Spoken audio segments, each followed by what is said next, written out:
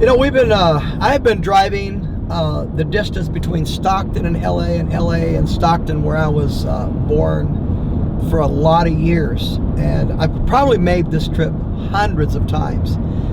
And often people ask me, well, what in the world do you do on those drives? Because it's five hours at best, unless you're driving with jail, that is.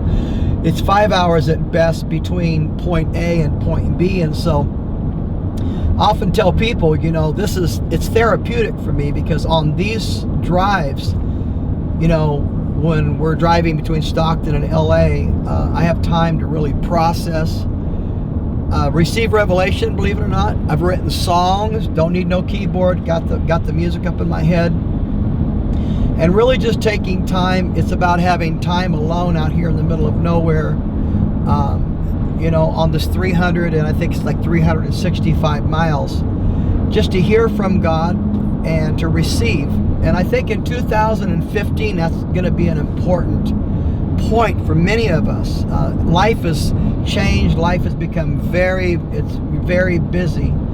I know that probably some of you that are watching this, I'm sure, probably hold two jobs. Some of you are raising families, and you don't, oftentimes, the way the life is now, although we should, and we really should mark it out, there are times where you just don't have time to get on your knees or to lay prostrate before the Lord, which means to lay out flat.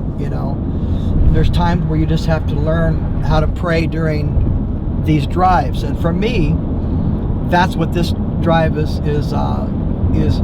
really good for. I really love taking time just to pray and hear from the Lord, write songs, process revelations, and think about vision. 2015 is going to be an incredible year, I believe, that's going to bear a lot of fruit for even people like you and I that are on the run. And so I'll tie up this segment.